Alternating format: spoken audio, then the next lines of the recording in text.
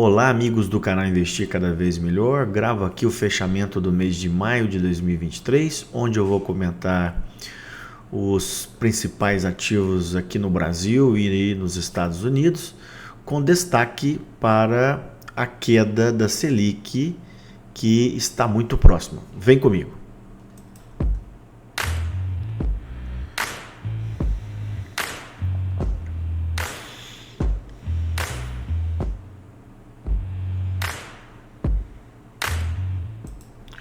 Bom, então vamos lá. Aquele nosso disclaimer de sempre, né? Que esse vídeo tem apenas um caráter educacional. Faço um pedido para aqueles que ainda não se inscreveram no canal, que se inscrevam. E se gostarem do vídeo, dê o like e compartilhe com os amigos, tá? Bom, temas da nossa discussão de hoje. Vou falar da importância do ciclo dos ativos, tá? Eu vou reafirmar, já tinha gravado isso no final de fevereiro, que a Selic vai cair, tá? Continua com essa ideia e provavelmente mais uma ou duas reuniões do Banco Central, a Selic vai cair. Isso importa muito nos nossos investimentos. Quais investimentos que a gente deveria priorizar? Riscos dessa tese, né? No mercado financeiro a gente sabe que nem tudo vai acontecer do jeito que a gente imagina, né? Alguns ativos para segurança dessa tese, rebalanceamento de carteira e ainda vou comentar se dá tempo ainda de entrar nessa tese, né? Que é uma coisa que eu já venho falando desde o começo do ano. Bom, então a importância dos ciclos econômicos e dos ativos.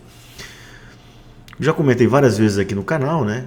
Que o Howard Marks, ele comenta no livro dele que as duas coisas mais importantes ao entrar no investimento é, primeiro, avaliar os riscos e também em que nível está o ciclo daquele ativo que você está entrando, tá? Obviamente, você vai ter que comprar com boa margem de segurança, ou seja, você vai comprar um produto que ele está custando a um preço X e você acha que ele vale muito mais do que aquilo, tá? E ele é um crítico contumaz da no market time, né? A gente não tem o horário exato. Ele trabalha com ciclos para a gente ver que se os ciclos são mais longos, né? E a gente vai entrar ou comprando ou vendendo um ativo dependendo dos ciclos. Bom, essa é a ideia do nosso vídeo. Então, no final de fevereiro, eu gravei um vídeo que a Selic iria cair, né? O Ibov estava a 105 mil pontos, tá? E eu perguntei se a bolsa estava muito barata. Eu coloquei aqui do final de 2008, crise da Dilma, Covid e agora, né? E agora, passado 3 meses, né, a gente encontra 110 mil pontos. Então a gente percebe que a Bolsa Brasileira não andou quase nada, apesar da alta recente de maio, tá? Uma alta pequena, digamos. E eu já mostrava lá em fevereiro que a relação preço-lucro, tá?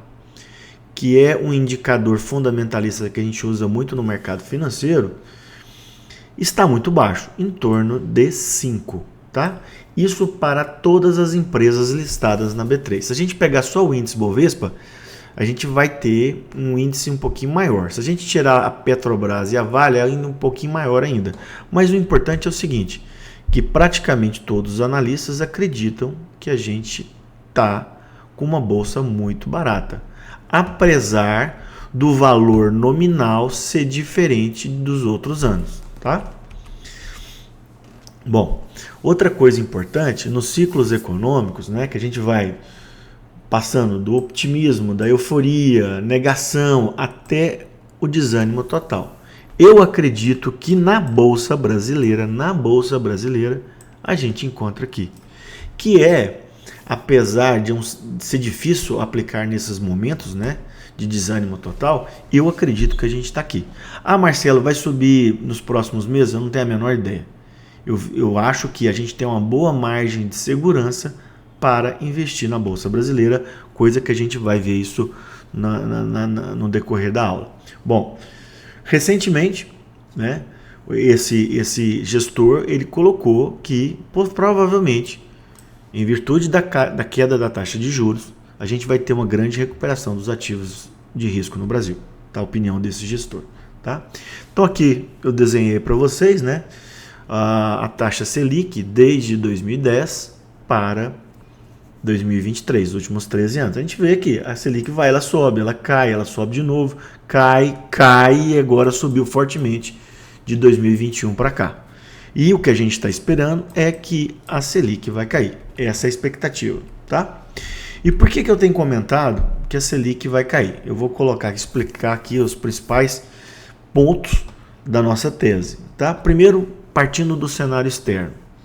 A inflação foi um fenômeno mundial, não só no Brasil. Nos Estados Unidos, a inflação pegou feio, né? Chegou quase a 10%, meados do ano passado, só que já fez o pico e a gente está uma inflação perto de 5%. Tanto o CPI como o PCI, tá? Que é uma inflação, também um índice inflacionário nos Estados Unidos, também caiu. Tá? Então, nos Estados Unidos, o pior da inflação passou. A inflação está alta lá? Tá. A meta de inflação lá é 2%. Porém, com a subida de juros nos Estados Unidos, essa inflação já está mais controlada.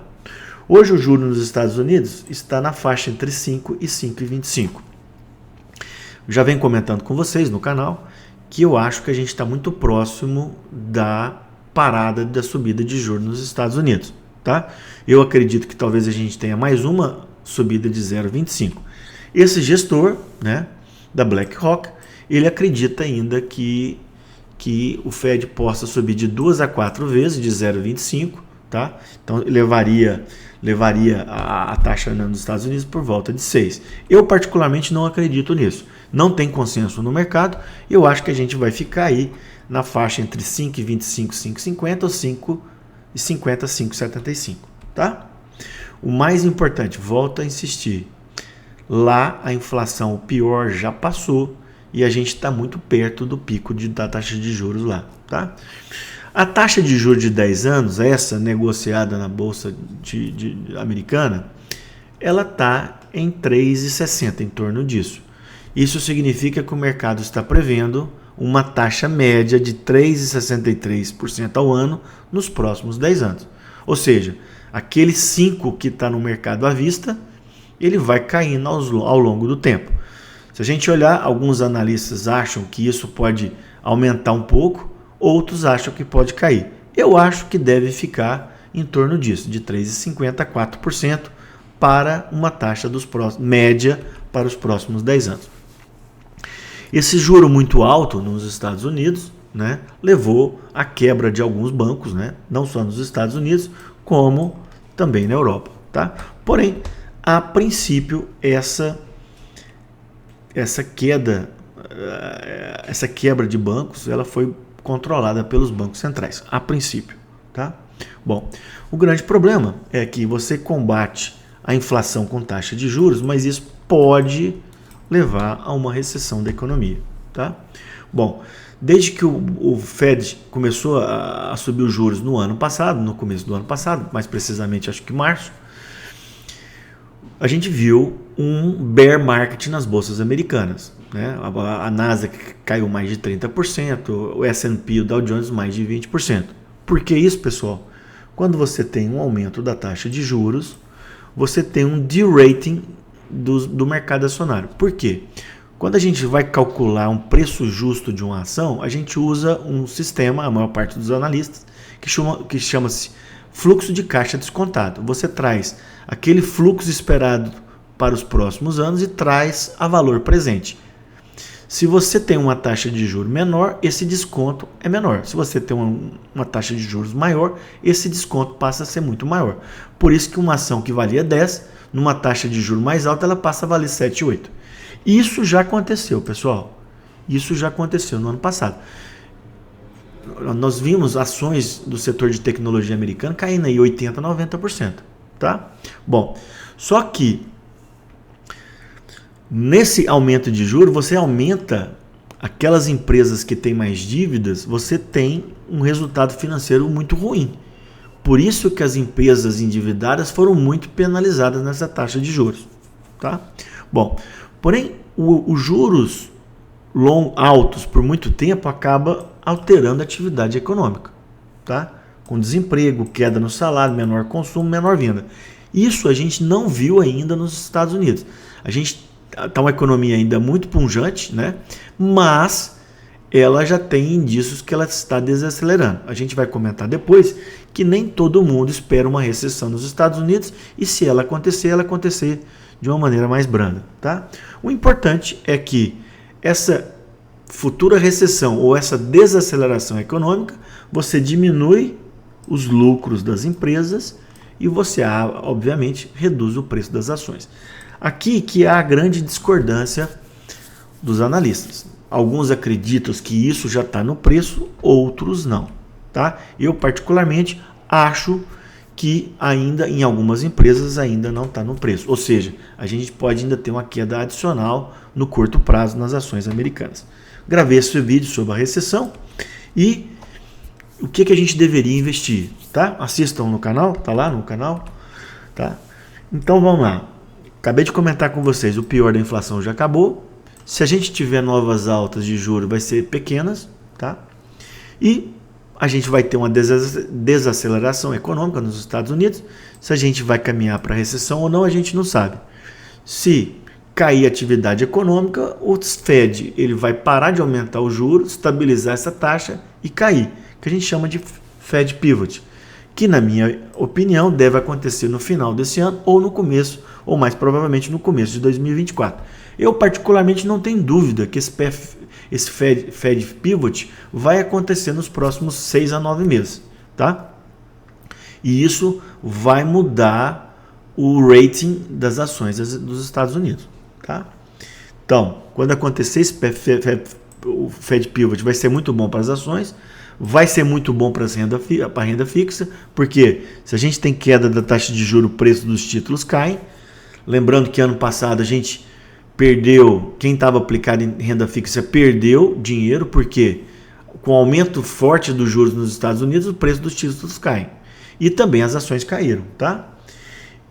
O dólar, com a queda da taxa de juros, tende a perder força frente às outras moedas, e esse dinheiro acaba indo para os mercados emergentes. Então, quando a gente tiver esse Fed Pivot, vai ser muito bom para a renda fixa nos Estados Unidos, renda variável nos Estados Unidos e também para os emergentes. Isso, pessoal, de uma maneira de médio e longo prazo. Obviamente, o curto prazo ele é meio aleatório, a gente não dá para prever.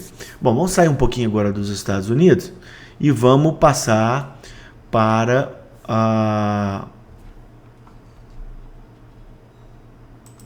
o Brasil, tá? Bom, aqui no Brasil a inflação tem desacelerado, tanto em abril, tá? Como já os índices divulgados em maio, tanto o IPCA 15 como o IGPM. Então, aqui, como os juros no Brasil começou a subir antes, a gente está num passo à frente dos Estados Unidos. Lá, a taxa de juros ainda pode continuar subindo um pouco, para depois estabilizar e cair. Aqui, a gente está muito próximo de cair nas próximas reuniões, porque a inflação está controlada e isso os números estão mostrando, tá? O mérito é do Banco Central. Eu já comentei aqui no canal que eu acho que aquela queda de juros na pandemia de 6,5 para 2 foi exagerada, isso foi muito ruim para a economia brasileira, porém o Banco Central acertou lá em 2021 na subida dos juros, que saiu de 2 para 13,75, tá?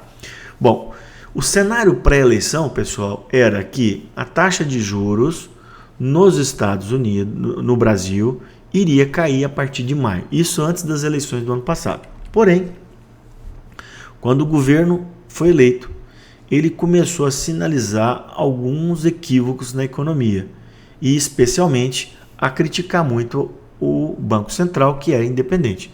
Isso, pessoal, fez com que as expectativas da inflação continuassem altas e criou-se uma certa dúvida da independência do Banco Central, tá? Então, isso que o governo do Lula fez no Brasil nos últimos meses foi muito ruim para o controle da inflação e a queda de taxa de juros.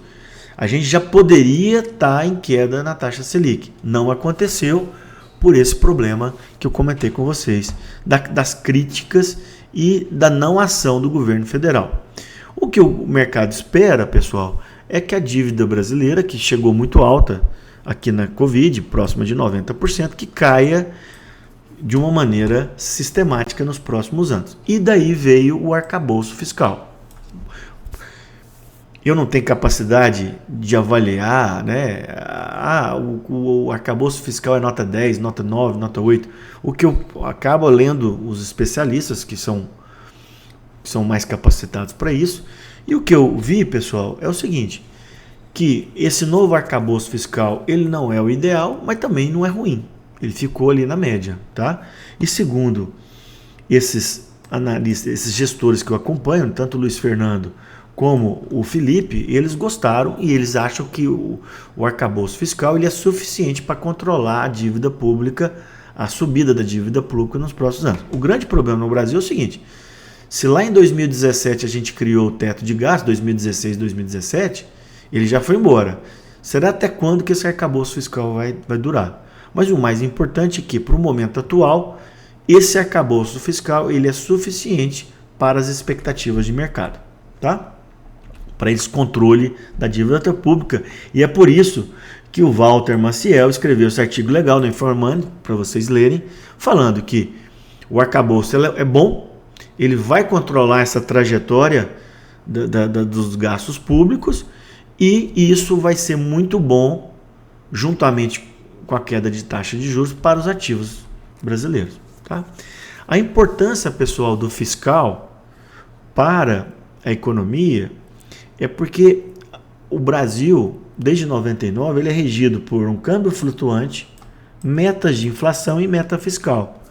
Se a gente não faz o fiscal direito, a inflação fica difícil de ser controlada e a taxa de juros também. Tá? Já mostrei várias vezes para vocês que toda vez que a gente tiver estresse fiscal no Brasil, coisa que parece que foi agora controlada de maneira aguda, né? A gente vai pensar isso mais para frente. Vai ter estresse no câmbio e na bolsa, e nos juros, perdão, e a bolsa cai. Tá? E eu venho mostrando para vocês, já desde o ano passado, que a gente poderia sim ter responsabilidade fiscal e responsabilidade social andando junto. E isso, pessoal, por exemplo, no primeiro governo Lula, primeiro e segundo governo Lula, a Bolsa Brasileira subiu 800%. E por que isso aconteceu? Pela responsabilidade fiscal que o governo Lula teve. Teve superávit primário, ou seja, tudo que o governo arrecadou e mais os gastos, a gente estava sempre sobrando dinheiro, né? Tirando você aquele dinheiro que a gente paga os juros, né? Então a gente teve superávit primário, não tivemos crise internacional e você teve o boom das commodities. O Brasil, como grande exportador, entrou muito dinheiro.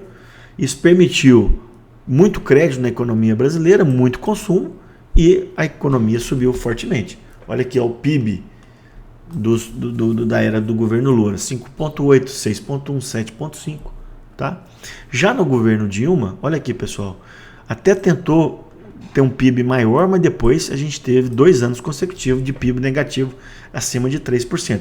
E isso aconteceu porque na cartilha da Dilma foi totalmente oposta ao governo Lula nos seus primeiros mandatos, tá? Que foi um fiscal frouxo. Isso levou a aumento da inflação. Os juros no primeiro momento caíram, mas depois tiveram que ser subiram por causa da inflação. O dólar subiu, queda do PIB. Isso gera um círculo vicioso. Então, pessoal, não tem dúvida. Para o Brasil caminhar bem, de maneira sustentável, a gente tem que ter um fiscal crível. Tá? E por essa razão, na época da Dilma, né, a gente teve um decoupling das ações. Enquanto as bolsas americanas subiram fortemente, a bolsa brasileira caiu. Tá? Já expliquei isso várias vezes no meu canal, inclusive nessa aula que está gravado. Também tem a aula do arcabouço fiscal. Bom, então futuro da Selic. A gente tem esses dados que foram comentados, só que aí surgiu um dado muito relevante com a crise das lojas americanas. Como o juro está muito alto, isso você leva para aquelas empresas que têm muita dívida a um resultado financeiro trimestral muito ruim. Falta dinheiro. Então, assim, já lá em março, o governo, o Banco Central já estava de olho nisso. Tá? Juros muito altos, ele prejudica a economia e, se eles forem mantidos por muito tempo, vai levar a uma crise de crédito. Tá? Então o Cerise, Pedro Cerise, ele comentou já no final de fevereiro que a Selic iria cair não por pressão do governo, não pela inflação, mas pela crise de crédito. E o Cerise, ele, por exemplo, ele acertou essa caminhada dos juros americanos já no comecinho de 2022. Então ele tem uma visão de longo prazo muito boa, tá? Só que as nossas teses, pessoal, elas ocorrem ao longo do tempo. A gente tem que ter paciência para as nossas teses, tá? Bom, então espero que eu tenha convencido vocês que a Selic vai cair. Marcelo, quando ela vai cair? Eu não tenho certeza. Eu imagino que na próxima reunião não, mas provavelmente em agosto a Selic vai cair, tá? E isso o mercado, nós vamos mostrar para vocês, o mercado já tem precificado isso nos ativos que eu vou mostrar em seguida para vocês, tá? Então a Selic vai cair provavelmente a partir de agosto. Ah, Marcelo, ela está 13,75, vai terminar quanto em 2023? Não sei, tá? Ah, mas vai cair menos de 10? Acho que sim, a partir do ano que vem. Mas quando certinho não dá para saber. O importante, pessoal, é a gente saber que no ciclo dos juros a gente já teve a subida, a gente já teve o patamar de estabilização e agora vai cair. E isso influencia muito em todos os ativos no Brasil, não só no PIB, mas também renda fixa, fundos imobiliários, bolsas e crédito, tá? A gente já vê que empresas que tinham muita dívida começaram a caminhar bem na bolsa de valores em virtude disso, tá? Então, queda de juros melhora crédito, melhora PIB, melhora os investimentos, muito bom para renda fixa, fundos imobiliários e bolsa de valores, especialmente as empresas de crescimento, as empresas mais endividadas, as mais dependentes de créditos, aqui ficou junto, né? E as pequenas empresas, tá? Bom, então nós vimos isso, que nós temos que vai ser muito bom para a renda fixa, que vai ser muito bom para os fundos imobiliários e para a bolsa. Então, Marcelo, eu vou pegar e vou apostar tudo nisso? Não, porque a gente tem que ter uma carteira diversificada.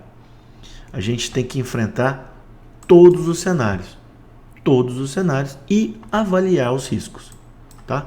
Toda teoria, toda tese, a gente tem o risco, tá?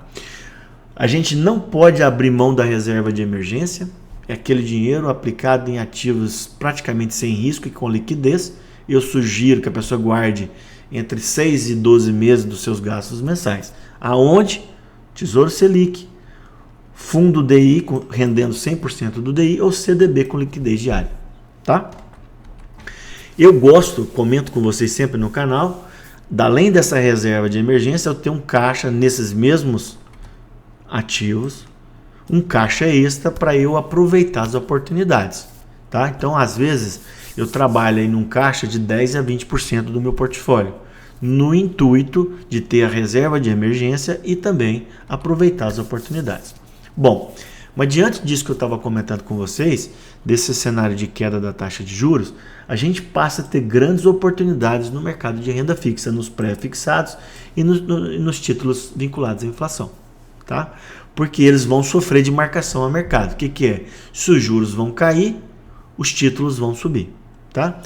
Ah, Marcelo, mas os títulos privados também estão gerando boas oportunidades. Também. Eu particularmente não gosto, uma preferência pessoal, mas eu acho que sim, a gente tem ótimos títulos privados, a gente vai comentar com alguns cuidados que a gente tem que ter, sempre respeitando, né, o limite do fundo garantidor. Coisa que a gente tem que saber, pessoal, que a Selic é a taxa de juros mãe de todas as outras, né? Depois o mercado negocia os juros futuros, baseados em todos esses cenários que a gente comentou, e aqui a gente tem as taxas no Tesouro Direto. Então tá tudo interligado, tá? Não adianta o Banco Central baixar o Selic. Ah, eu acho que tem que ser tanto. Os juros futuros eles vão basear na taxa Selic e em todos os outros fatores que a gente comentou aqui, tá? Bom, então vamos falar um pouquinho sobre títulos pré-fixados. Vou comentar especificamente do título pré-fixado 2029, tá? Lá em 17 de fevereiro, ele estava sendo negociado a 482 com uma taxa de juros a 13,29. Já em março, pessoal, essa taxa caiu para 13,09 e o título subiu, porque são inversamente proporcionais, tá? Que cai juros, aumenta o preço. Ah, Marcelo, por que lá em 2021 esses títulos caíram de preço? Porque lá o juro subiu, estava 2, foi aumentando fortemente ao longo do ano, tá? Então tá aqui. Já tinha mostrado a taxa Selic, essa aqui é a evolução da taxa dos juros futuros, esses negociados na B3. Olha lá que a gente tem, pessoal, uma correlação grande entre a Selic e os juros futuros. Porém, os juros futuros ele andam na frente da Selic. Por isso, pessoal, que os juros futuros bateu lá em 13, quase 14, e a gente vai ver que já está menos de 12%, tá? Porque os juros futuros eles andam na frente, tanto quando a Selic vai subir, quando ela vai cair, tá? E aqui, pessoal, desde março, olha o que aconteceu. Os juros futuros que estava quase 14 caiu para menos de 12%. E isso, pessoal, é muito relevante. Olha lá, juros a menos de 11,50, olha o preço do título. Isso significa, pessoal, que quem comprou lá no finalzinho de fevereiro, coisa que a gente comentou aqui no canal, já ganhou aí 12, 14, 15%, tá?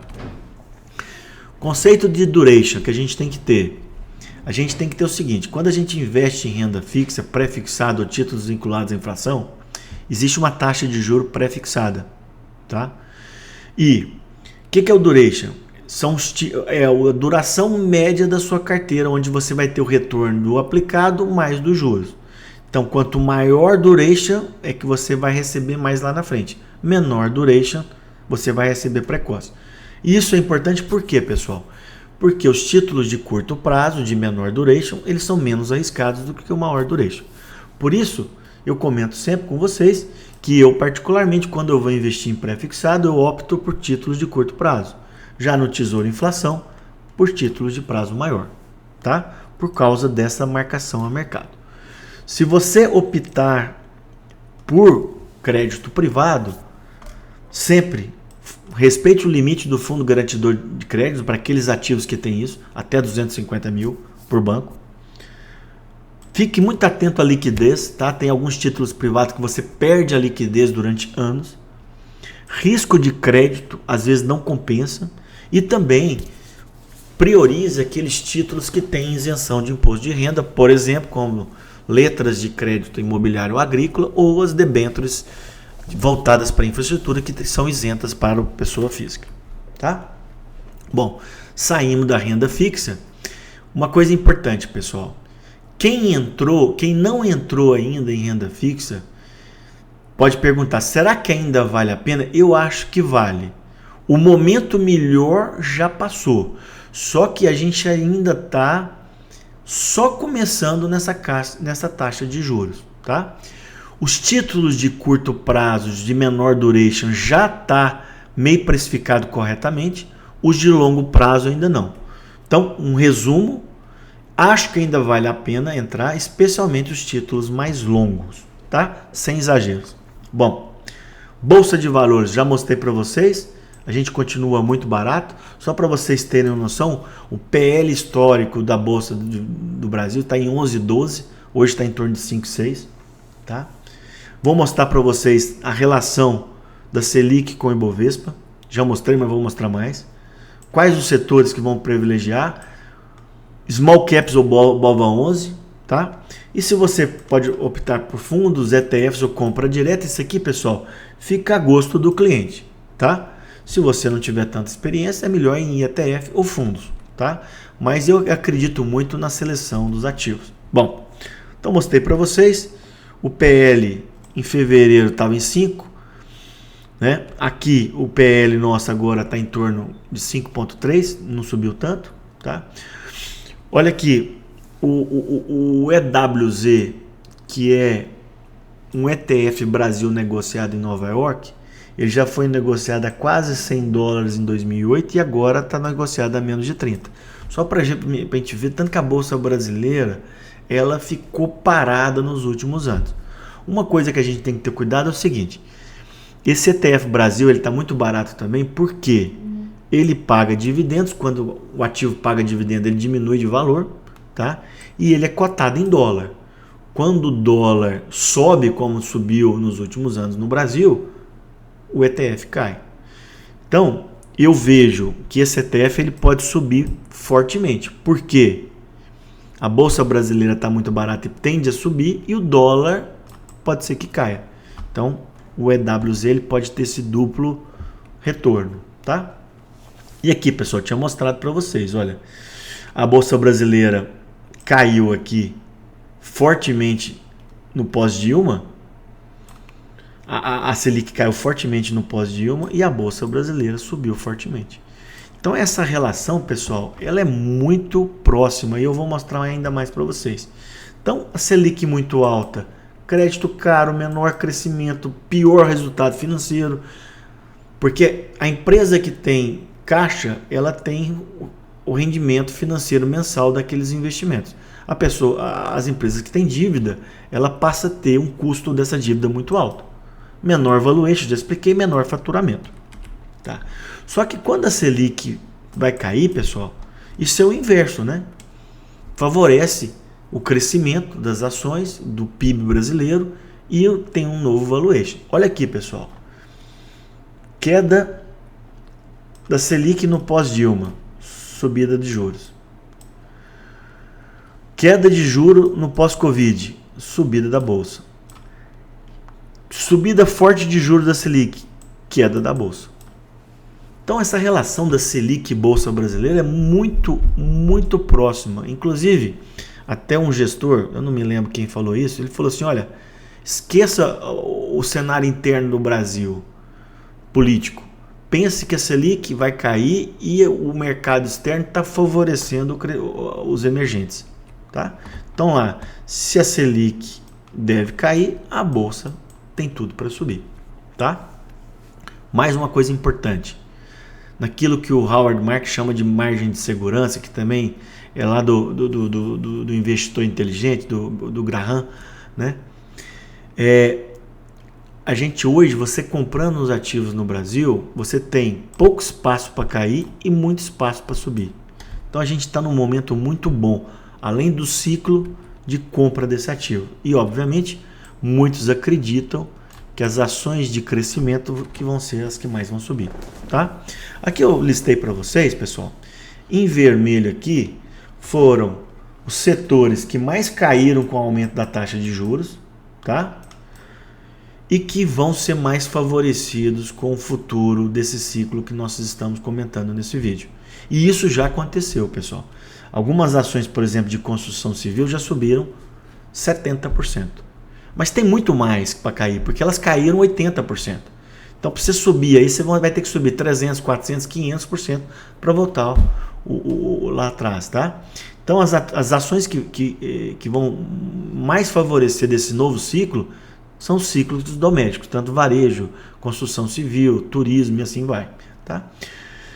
Commodities não depende tanto da taxa de juros aqui no Brasil, depende mais do cenário externo. E o setor financeiro, ele anda bem nos dois cenários, né? Ou anda mal nos dois cenários. Eu acho que tem upside, mas não é tão grande como os cíclicos domésticos, tá? Até ontem, um analista que eu acompanho muito, né? Ele comentando que o Small 11 deve andar mais do que o BOVA 11 nos próximos meses a anos. Então ele até, numa operação que a gente chama de long and short, você compra o small e vende o BOVA 11, né? Eu particularmente não faço isso, mas eu estou explicando a operação que ele sugeriu, porque como ele espera que o small vai subir mais do que o BOVA 11, você vai ganhar nesse diferencial e de uma maneira segura, né? Você está protegido na posição vendida. Então a bolsa é isso, pessoal. Deve subir muito com a queda de taxa de juros, especialmente as empresas de crescimento e aquelas ligadas ao ciclo doméstico. Fundos imobiliários também tem uma relação muito próxima com a Selic, eu venho comentando com vocês. E o que aconteceu? De março para cá, o índice dos fundos imobiliários subiu fortemente, mais de 10%. Então, quem investiu de fundo imobiliário lá no finalzinho de fevereiro, março, já ganhou 10%, tá? Especialmente, pessoal, os fundos de lajes corporativas, que foram muito penalizados durante a pandemia, tá? Eu sempre falo que a gente deve investir numa carteira de fundos imobiliários. Hoje a minha carteira tem todos esses papéis aqui, exceto fundos de papéis que eu não tenho, tá? Aliás, fundos de papéis não, isso eu tenho muito. Fundos de fundos, que são fundos que investem em outros fundos.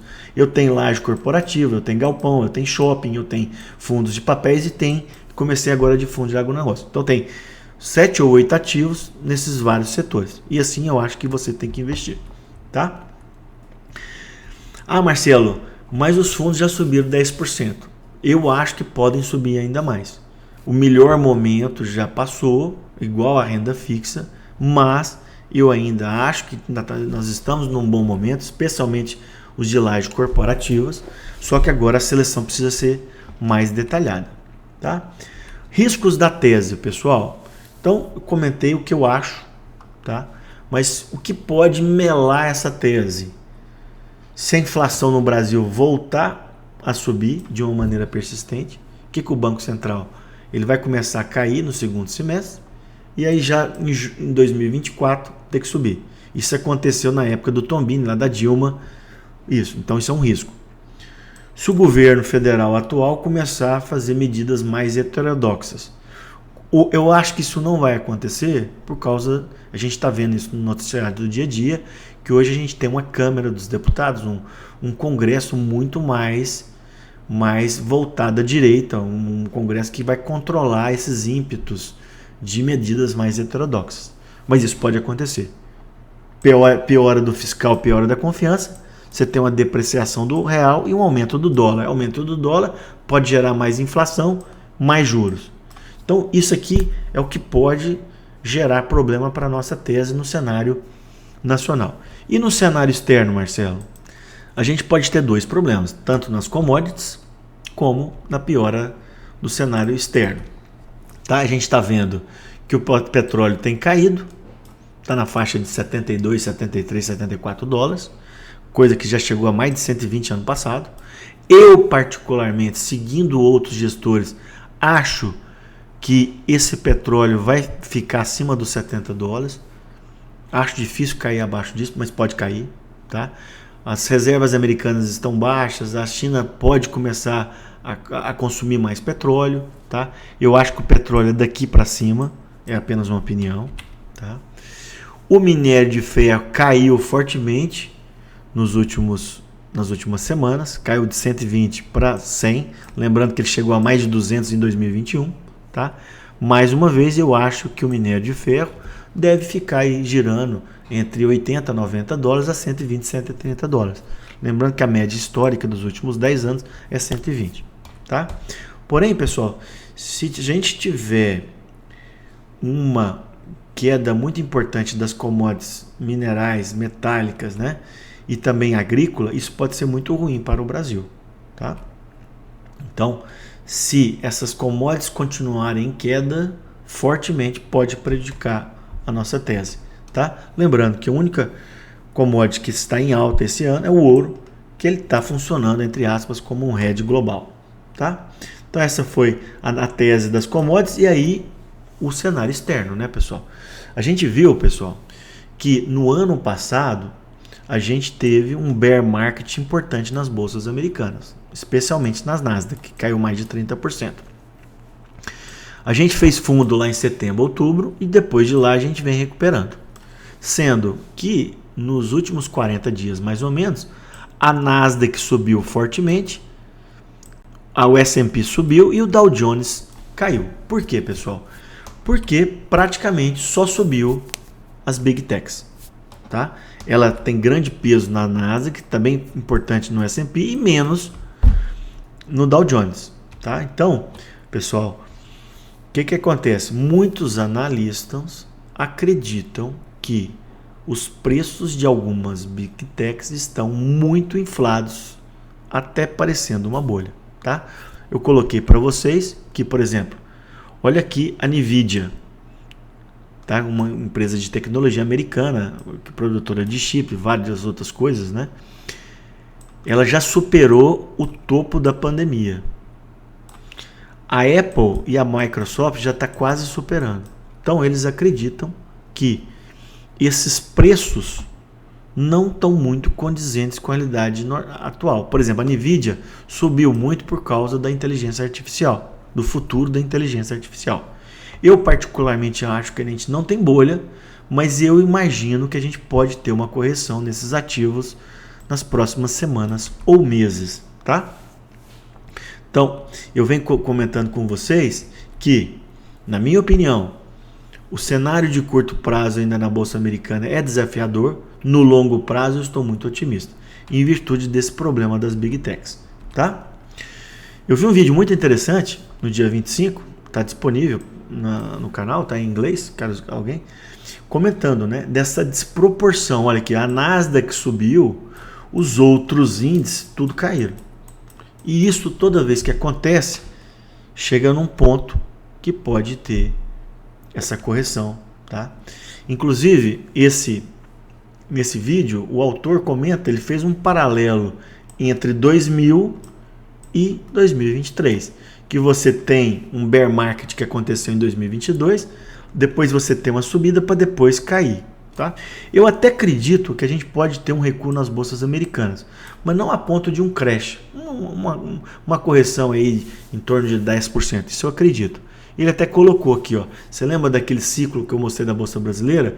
Ele acredita que ao invés da gente estar aqui embaixo, a gente está no meio do ciclo de queda. Então, e para esse autor, ele acha que a gente pode ter uma queda até de 20 a 25% da Bolsa Americana. S&P, comentei com vocês que a gente estava travado entre 3.500, 3.750 e 4.200, 4.250. E no último mês a Bolsa está tentando romper essa faixa do 4.200, 4.250. E eu falava para vocês, aqui é um território bull market, abaixo de 3.700 de bear market. Tá? Então a Bolsa hoje, o S&P, ele está querendo romper isso aqui. Eu particularmente não gostaria que a gente subisse agora. Tá? Porque eu acho que as Big Techs estão muito esticadas. O ideal é que a gente corrigisse nos próximas semanas a meses para 3.700 para depois a gente voltar para o bull market. Essa é a minha ideia, tá? O Larry Williams acredita nisso que eu acabei de mostrar para vocês, tá?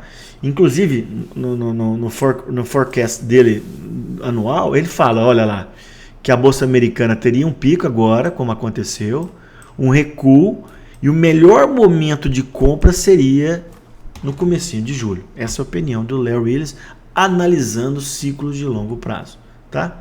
Aquilo sempre que o Warren Buffett fala, né? Não aposte contra os Estados Unidos. Resumo da ópera em relação às bolsas americanas. Eu acho que as Big Techs estão caras. Acho que vai ter uma correção, mas nada relacionado à bolha, tá? Então, o que eu fiz? Eu fui lá, realizei parcial algumas ações Nvidia, Apple, Microsoft. Eu vendi um pouco da minha carteira para tentar comprar no futuro próximo a preços mais camaradas. O que pode acontecer é elas continuarem subindo. Mas como eu realizei parcial, eu ainda tenho esses ativos em carteira. No longo prazo, eu sigo muito otimista para o final de 2023 e para 2024. Só que a gente tem que ser seletivo, nada de comprar tudo de uma vez e manter o caixa para aquilo que a gente falou, de manter o caixa para oportunidades. Bom, tem essa aula minha, né, da recessão, tem a aula de ETFs negociados em Wall Street, muito legal, e vou gravar, já prometi para vocês alguma vez, ainda nas próximas semanas, a de renda fixa nos Estados Unidos.